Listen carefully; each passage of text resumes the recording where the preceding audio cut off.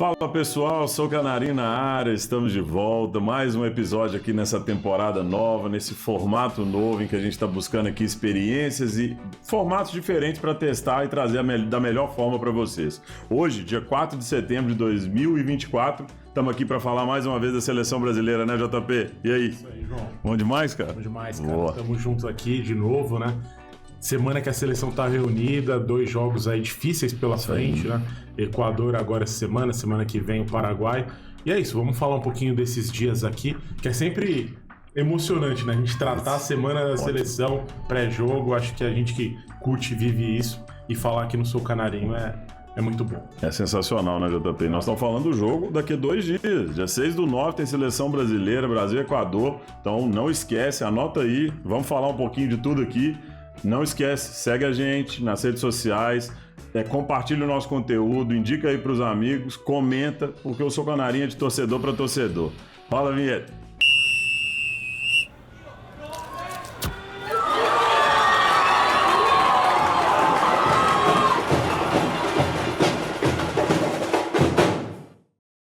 Estamos de volta para falar da seleção brasileira, falar dessa semana intensa e como a gente já puxou, daqui 2 dias, seleção Brasil e Equador. Hoje teve treino, né, JP? Já vimos aí as características do time.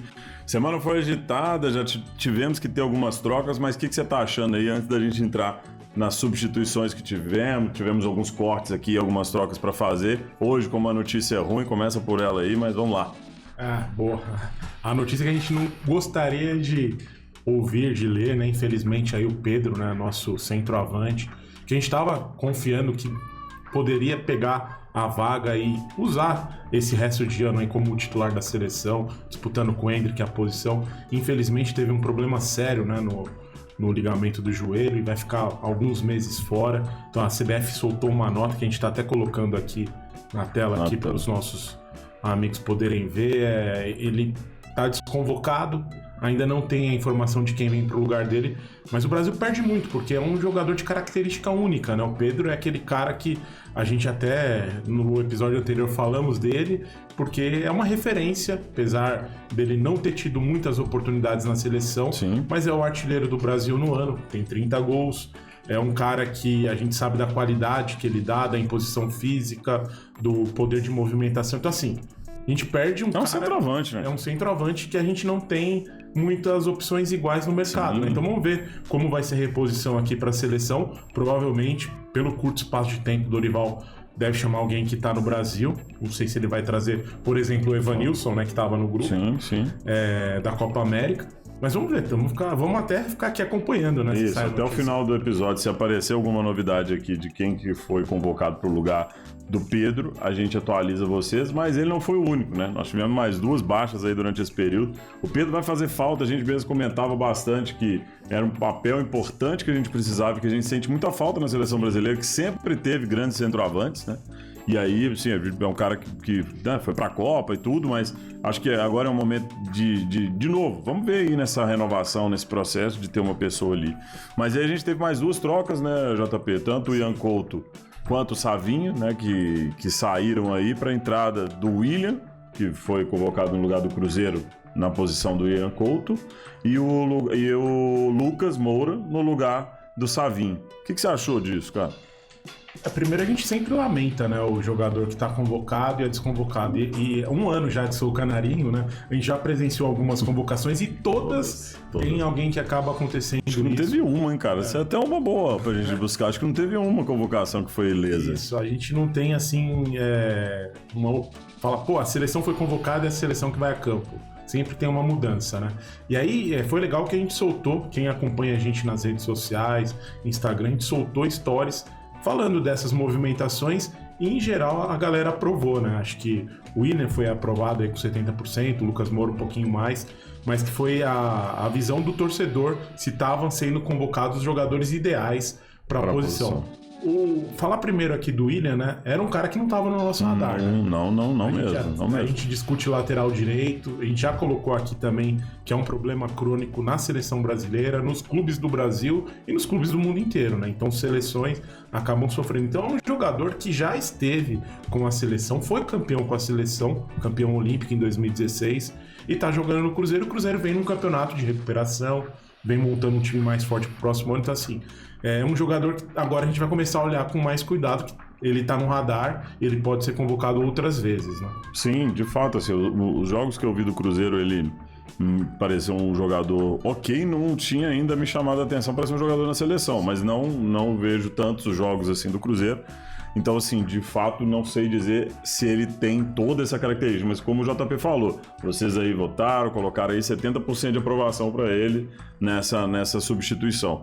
É a carência, né? Tem nós falamos isso no último vídeo, tem um corte aí que tá até bem visualizado, que a gente fala dessa carência do futebol brasileiro de laterais, né? Não só lateral esquerdo, lateral direito, mas lateral esquerdo também. Mas o direito tá difícil até de pensar em nomes, né, JP? Assim, a gente tá com dificuldade de, cadê? Quem que pode vir aqui? Então, ter esse refresco aqui. Então, William, boa sorte para você nessa convocação, que você tenha sucesso. E vamos lá, cara. Seleção é seleção, cara. Bora. E aí, agora o Lucas Moura de volta, de 2013, né, bicho? Sim. 2013, aí já 11 anos depois. Lucas Moura, dentro do futebol brasileiro, no São Paulo, vem apresentando um futebol bom, bem jogado, consistente, né? Ele teve algumas lesões também, mas conseguiu tirar o São Paulo de um longo jejum de títulos, né? Teve 2 títulos que ele pôde participar, o segundo foi a Supercopa, ele acabou dando machucado, viu de fora, mas estava com o grupo lá em Belo Horizonte.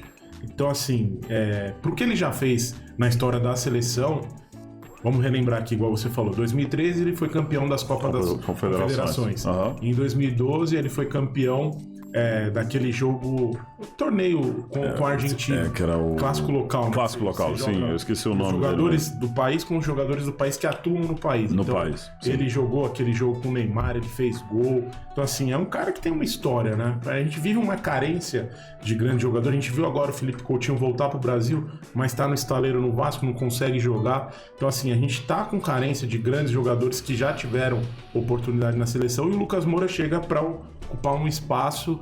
Ele vai ser o camisa 11, né? Foi definido, a gente tá colocando aqui também a relação dos números dos jogadores com as camisas, e o Lucas Moura é um jogador que vai jogar com a camisa 11 e que pode ser que tenha oportunidade aí ao longo desses 2 jogos. Não vai sair como titular, mas tem potencial para poder ser uma das substituições, né? É um cara que eu acho que deveria ser testado, porque vem apresentando uma consistência, ele é um cara experiente, né?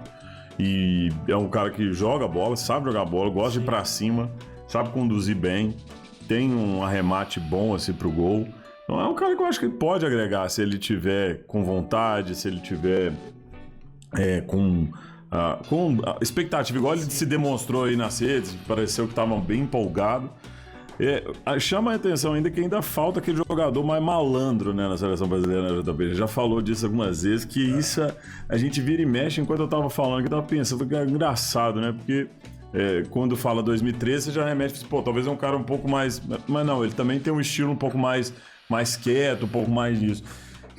Assim, cara, eu vou te falar, antes de passar, assim, até pra ver a sua opinião, eu vejo que isso talvez é uma característica do futebol brasileiro, que não dá pra ver, o perfil mudou bastante, né? Não é saudosismo, tá, gente? Não é saudosismo que eu tô querendo dizer aqui. Mas é um perfil que ainda tá difícil de identificar, as pessoas muito com fone. É a nossa realidade, né? É a realidade. Você vai no ônibus, você vai no metrô, vai no avião, todo mundo com fone, tudo mais, é normal. Mas eu acho que ali num pré-jogo, pra entrar no jogo, pra entrar no clima, pra fazer aquele abafa, pra fazer aquilo, não sei, talvez tem um cara desse tá fazendo um pouco de falta, assim, na minha opinião. O que você acha, JP?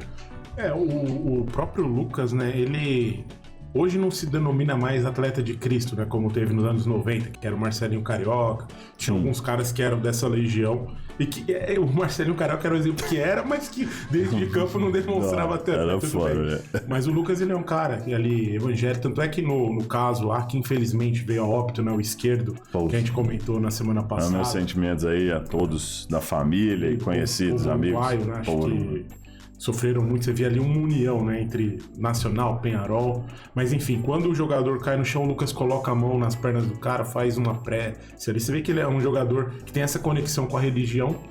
Que é ótimo, que né? Isso é excelente. Né? A gente aqui então, assim, ele realmente não é esse perfil que é um jogador mais, entre aspas, bad boy, né? Aquele cara mais, vamos dizer, que vai pôr fogo no jogo. Ele vai pôr fogo no jogo jogando. Sim. E não na provocação, né? Então, mas assim, carece, né? O futebol, e é isso que você falou, não é saudosismo, mas é uma transformação que a gente que acompanha futebol desde os anos 80 vai vendo e vai... Como será que vai ser daqui 10 anos? É isso que é o ponto, porque pra mim, assim, ó, você olha pra seleção argentina, você olha pra aquele Depou lá, ele é bom jogador, eu não tô falando que ele não é, ele é excelente lá, joga muita bola. Mas, cara, ele é chato, assim, ele não é um cara calado, ele não é um cara que vai ficar, assim, que vai ser incisivo, que não vai chegar no cara e dar um supetão no cara, que vai falar, a gente já tem cenas dele aí falando, dele discutindo com o jogador dentro do campo, acho que, se eu não me engano, foi com o Álvares mesmo, assim, que ele tem uma discussão, que ele fala, cara, ele dá uma sacudida no cara pra ele acordar. E eu acho que tem que ser meio que assim, porque... E aí, de novo, foi ótimo você ter colocado nesse ponto, porque assim, eu acho que a religião não é o ponto, assim. Eu acho que o cara ser religioso... eu sei. Não, mas ótimo. Mas o cara ser religioso, cara, até porque eu sou bastante, então assim, pra mim é excelente. O negócio é mais o cara ser menos quieto, assim, ser menos o cara que aceita as coisas. Se a gente fosse pegar aqui, por exemplo, não ser tanto igual um Hulk da vida, que também questiona todos os lances, então acho que ele tem que equilibrar um pouco, mas não ser tão apático assim também. Então, assim, o cara tem que saber Não pode mexer. ser passivo, né? Não pode ser passivo, assim. Então, eu vejo que a gente precisa de ter um pouco disso, um pouco mais aflorado, principalmente por esse momento que a seleção vive. Você trouxe um dado mega legal aqui de falar, por exemplo, que a gente fica falando da seleção e que a seleção ainda ela não chama a atenção do público, mas os ingressos. Vamos falar aqui, ó, Brasil e Equador, dia 6, inclusive anota aí na agenda, hein? Dia 6 de setembro, daqui a 2 dias, às 22 horas, no Couto Pereira, em Curitiba, Brasil e Equador. TV Globo e Sport TV. TV Globo e Sport TV, exatamente. O preço menor do ingresso, R$400, R$600, o mais barato, R$400. Que arquibancada, né? Exatamente, que arquibancada. E, cara, cadeira social estava indisponível, arquibancada também acho que acabou. Ou seja, a seleção chama atenção, né, JP? Sim. E ingresso, mas aí a gente tava conversando aqui nos bastidores, né, antes aqui. E a conexão com o povo, né, na hora que a gente vai falando, é exatamente quando você pega um cara, aí vai conectando todos esses assuntos. Pega um jogador de futebol que não tem tanto esse... E a gente teve algumas cenas ruins na Copa América com relação ao Danilo brigando com o torcedor, o próprio Hendrick falando, pô, eu tô aqui nas férias, fazem, cara, Hendrick, Danilo, desculpa, bicho, seleção brasileira, os caras chamam hoje, 10 horas da noite, pra você jogar amanhã, 7 horas da manhã, o próprio Neymar já comprovou isso, ele saiu pra jogar de uma hora pra outra. Então assim, cara, pelo amor de Deus, é o contrário. Isso é que chama, eu acho que conecta ainda mais a seleção. Óbvio, tá comprovado que ainda não tá distanciado. Todo mundo fala que a seleção brasileira não chama atenção. Tá aí comprovado que não é assim, né? Sim. Mas, cara, acho que é mais nesse contexto, né, JP? Porque, vê, a seleção, mesmo sendo cara trazendo, imagina com uma pessoa mais conectada, né? Assim, com um jogador mais conectado com isso. Sim, exatamente. Porque muitas vezes você vai... Eu lembro nos anos 2000, anos 90, você ia querer ver a seleção, você ia querer ver Ronaldo Fenômeno, Ronaldinho, Romário. Hoje você não tem uma referência, um jogador que você fala, pô, eu quero ver. Talvez, quem que a galera tá esperando ver dessa seleção, desses 23 nomes jogar? Estevão, 17 anos, é um cara que já tá vendido, que vai jogar muito pouco tempo no Brasil. Então, assim, quem consegue ver de perto, torcida do Palmeiras. Sim. Porém, a seleção vai fazer alguns jogos até o meio do ano que vem, enquanto ele tá aqui, depois também, né? Sim, até a Copa do Mundo. Mas assim, quem não é torcedor do Palmeiras e tá no Brasil vai ter oportunidade de vê-lo através da seleção. Mas aí você pega um jogo Brasil e Equador, em que a seleção é apenas a 6ª colocada na tábua de classificação, sem um outro jogador que vai chamar a atenção para poder... o cara fala, pô, eu vou nesse jogo e cobrar R$400 no ingresso. Encher, você fala. Tem duas coisas. Como né? assim, né? A galera, que público que é? A galera vai pra ver o jogo, a galera vai ali como se fosse uma social, fala, pô, tô no jogo da seleção, tira uma foto, posto numa rede social e tá tudo bem. Então, assim, Eu acho que a CBF ela precisa, como alguns clubes fazem, olhar também a questão social, né? Para você colocar ali uma cota mínima de ingresso para passar ali para uma pessoa que ama a seleção, mas que infelizmente não consegue colocar ali, acho que é 1/3 do salário mínimo no ingresso, né? Seleção do povo, né, cara? Como é que eu faço para ser essa seleção que tá ali do povo e tudo mais? Acho que é isso, assim. Hoje a gente precisa cada vez mais trazer essa emoção do público, trazer essa emoção. Acho que o movimento verde e amarelo, por exemplo, é louvável o que ele tem feito, assim, porque, cara, não é fácil, não é barato, né, JP? Você tava lá, não é barato você ir pra Copa América e fazer. Ah, mas o movimento verde e amarelo não leva só as pessoas. Gente, poder aquisitivo é diferente mesmo para você fazer uma viagem dessa.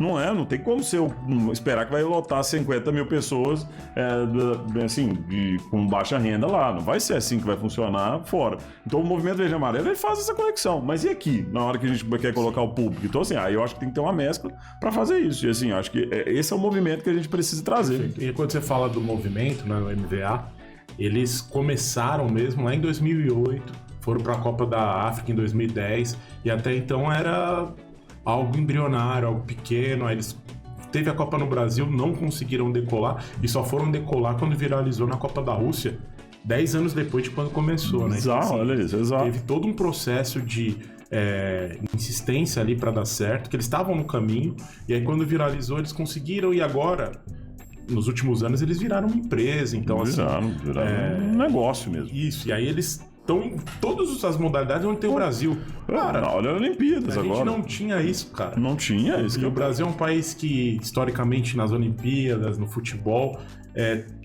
sempre trouxe muito resultado positivo para a nação. E aí você vê a Argentina em Copa do Mundo, a AFA, a quantidade de gente que ela consegue que ela leva. Não. Cara, esse negócio que tá falando das Olimpíadas do movimento verde e amarelo, eu lembro da disputa do arco e flecha. Tinha gente lá no movimento verde e amarelo lá. Sim. Cara, independente, ganhou ingresso, comprou, não sei. Isso eu não tô nesses detalhes, não tô querendo saber. Mas o cara tá lá à disposição para tentar ir apoiar a seleção, o time brasileiro. O movimento verde e amarelo, a gente tem muita conexão com eles, né? Porque quando eles estão nos eventos, a gente tá lá sozinho, a gente acaba se reunindo com o pessoal. E um dos objetivos dele é ter pelo menos um torcedor brasileiro em qualquer campeonato ao redor do mundo que envolva o time Brasil. Seja um campeonato de peteca, vôlei, peteca, beach tênis, qualquer coisa. Então a Paralimpíadas agora, os caras estão dando show também. Então, sensacional. Eu acho que assim, as pessoas tendem a sempre reclamar de alguma coisa em tudo. Eu acho que esse aqui, gente, é de parabenizar, pô. Eu acho que esse movimento verde e amarelo merece parabéns nesse negócio, porque não é fácil também fazer, independente de todo o cenário, você administrar isso, você ter todo o processo, cara. Então, assim, que a gente consiga levar o povo junto com o movimento verde e amarelo num jogo local. Isso eu acho que faz falta pra gente conseguir fazer isso. Fizemos esse contexto todo porque é super importante para mostrar as características da seleção. E voltando no gancho aqui, né, JP, do time que vai jogar na sexta-feira, você também trouxe um dado aí para falar também de cortes e de ausências, que é interessante o que você falou. O Rafinha, né? A gente comentou no último episódio aí, quem assistiu com a gente, que o Rafinha ele não foi uma surpresa. Naquele momento a gente tava falando, pô, Rafinha, surpresa assim, né? A gente sempre falava, pô, Rafinha, por quê? Não sei o quê. Que todo treinador levava, e aí ele não estava nela, a gente falou, ok, mas aí o JP viu um dado que é super legal, acho que é bom atualizar aí a nossa audiência também, Sim. JP. O Rafinha, ele tá suspenso, né? Então, na teoria, ele não poderia jogar esse jogo agora, o primeiro, né? Que é contra o Equador. Então, talvez por isso, até para testar outro jogador e pegar a janela dobrada, né? Os 2 jogos, ele já ficou de fora, então, muito possivelmente, ele volta em outubro, né? Para os jogos com o Chile e com o Peru. E é interessante dizer hoje que no final de semana ele fez um hat-trick no Barcelona, jogou muito, assim, esse início de temporada dele, assim, 24, 25, tá assim, talvez sendo o auge dele, até pela idade, né, ali já tá com seus 26 anos mais ou menos, então... Que é o grande auge da carreira da maioria dos jogadores, né? É um jogador que acho que a gente até, como você mesmo falou, questionamos o Rafinha em alguns momentos, mas ele foi o cara da Copa América. Ele foi o único da seleção na seleção, né? Ele foi o único da seleção brasileira na seleção da Copa América. Exato. E que agora vem voltando a desempenhar um grande futebol aí junto com o time do Barcelona. que, cara, tem tudo pra ele poder ser protagonista lá junto com o Lewandowski, né? Isso. Rafinha, continua assim, ainda tem muita dúvida aqui sobre o futebol que o Rafinha joga, mas, cara, a gente tá na torcida porque você voe e decole e ajude a seleção brasileira cada vez mais, assim como você ajudar o seu clube aí também com tudo que precisa. A seleção hoje foi escalada, JP, aqui, ó, com o Alisson, Danilo, Éder Militão, Marquinhos e Guilherme Arana. André, Bruno Guimarães e Lucas Paquetá. Rodrigo, Vini Júnior e Endrick. Então, ou seja, aqui como base, o André, titular aqui, é diferente, né, do Douglas Luiz e do João Gomes ali. E o Endrick entrando como titular também, que várias vezes foi pedido aqui, a gente mesmo falou algumas vezes que ele tinha que entrar como titular nos jogos da Copa América. Aqui, Alisson ainda, cadeira cativa, o Danilo, não tem ninguém na sombra dele aqui para fazer. E o Lucas Paquetá. Mas o que você achou aqui da seleção como um todo? Cara, acho que entre as opções que estão lá hoje, convocadas, é a base do time que ele já vem montando na Copa América, né? Apesar o André não estava na Copa América porque ele estava lesionado. E aí agora ele volta, já com o status de jogador de Premier League, isso. Naquela mesma linha que a gente sempre discute. Time secundário, time né? secundário e tal. Não é um time de primeira linha, de primeiro escalão, mas beleza. E é interessante eu ver uma formação do ataque, o trio do Real Madrid, com o André ali. Acho que vai ser algo bacana da gente observar. O Paquetá é aquela questão que ele não vem jogando bem com a seleção, apesar dele ser um dos grandes jogadores líderes lá do West Ham. Não sei se passa na cabeça dele todo o problema, embrólio que está tendo ainda em relação às apostas, né? Enquanto esse caso não for finalizado, não sei se isso vai mexer no desempenho dele na seleção, né? Mas, cara, o Arana, lateral esquerda, beleza? A zaga acho que estava impostado, o Alisson, aquela velha discussão. Acho que ele acabou ganhando um pouco de moral para agora, por conta da Copa América. Não que ele tenha feito uma Copa América maravilhosa, mas ele ganhou a confiança do treinador. E tá catando muito no Liverpool, né? Então, a temporada dele começou bem no Liverpool. Então acho que assim, eu não vou questionar a escolha do Dorival, mas a gente vai cobrar resultado e vai cobrar que o goleiro, se necessário, faça ali as intervenções, né? O Alisson é um cara que eu não gostei do time aqui. O Alisson é um cara eu acho que o Ederson, ele teria que ser o titular aqui. O Paquetá também.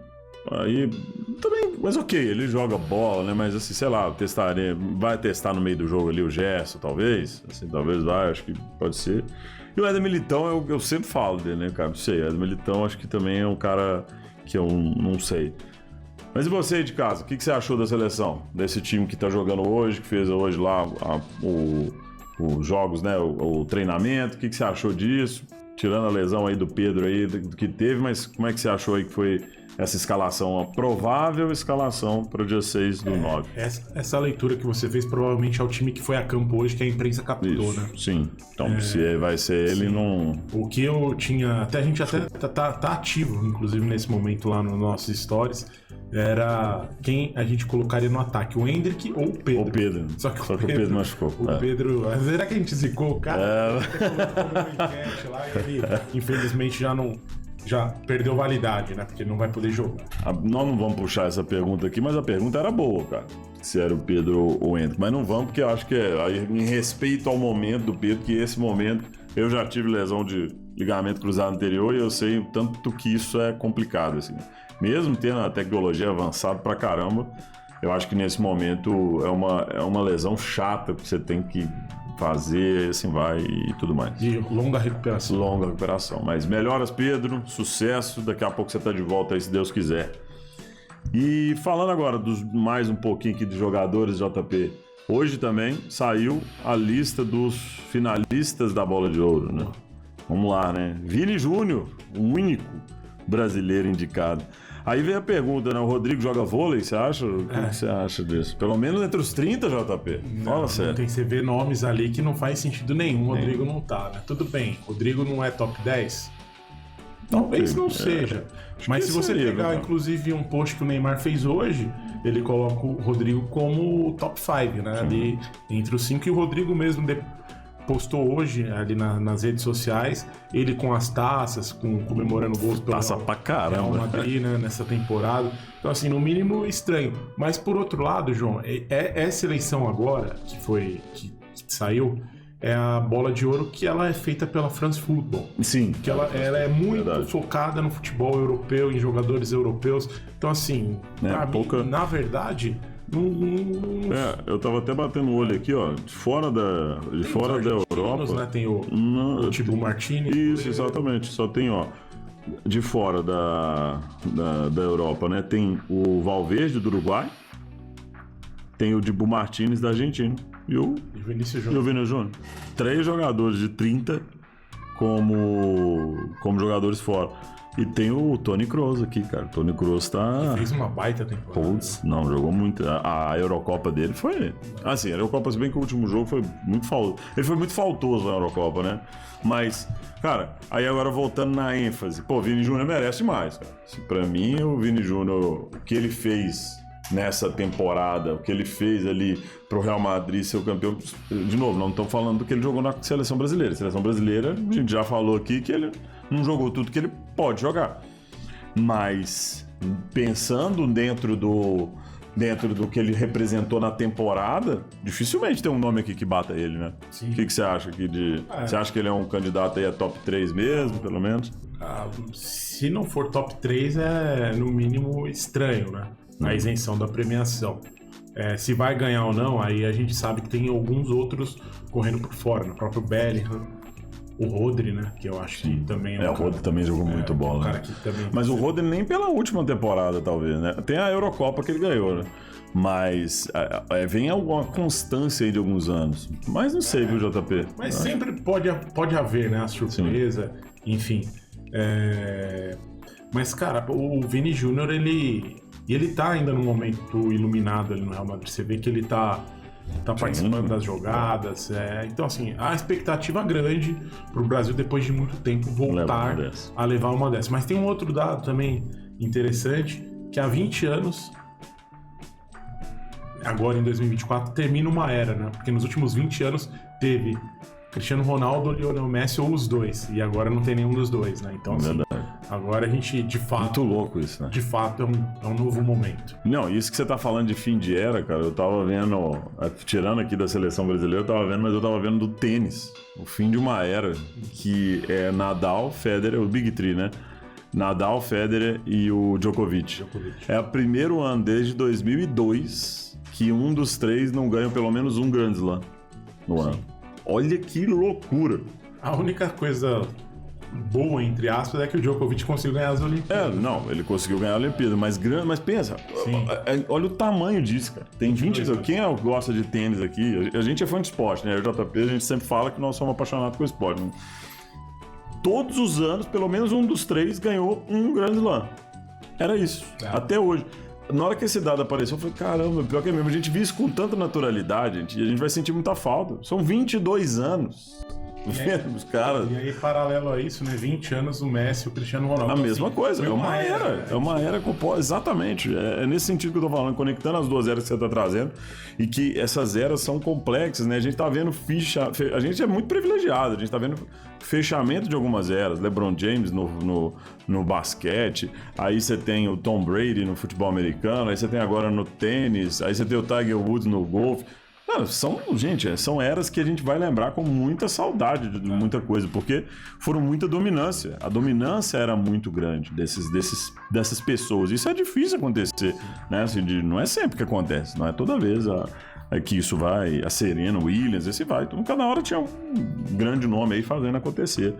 E assim, aí pegando ainda do nome dois nomes agora, assim, né? Mas do Vini Júnior, ele também ficou em evidência por conta de ter falado aquela questão lá sobre a candidatura da Espanha, né? Para sediar a Copa de 2030, e ele colocou que se não evoluírem, alguma coisa assim, né? Se não evoluírem sobre a questão do racismo, pô, não faz sentido ser uma candidatura. E você tem total nosso apoio, tá, Vini? Porque racismo, cara, não. Né, JP? O que você acha disso aí também? Não, eu acho que ele é assertivo no que ele fala, até porque ele sofre na pele, literalmente, né? Esse tipo de agressão.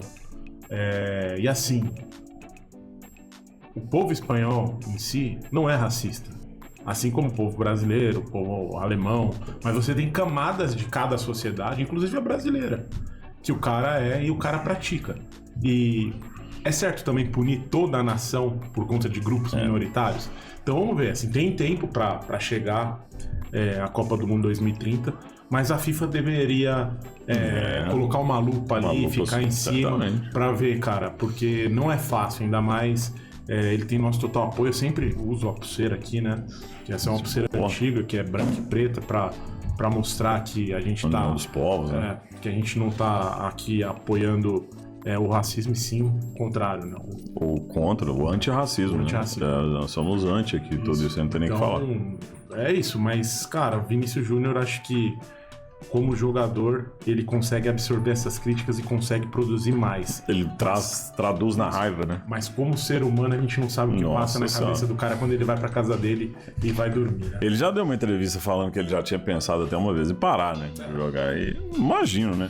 Então, assim, Vini, cara, você é um cara que tem muita força no que você fala, porque você é candidato a ganhar os prêmios de melhor jogador do mundo nesse ano aí.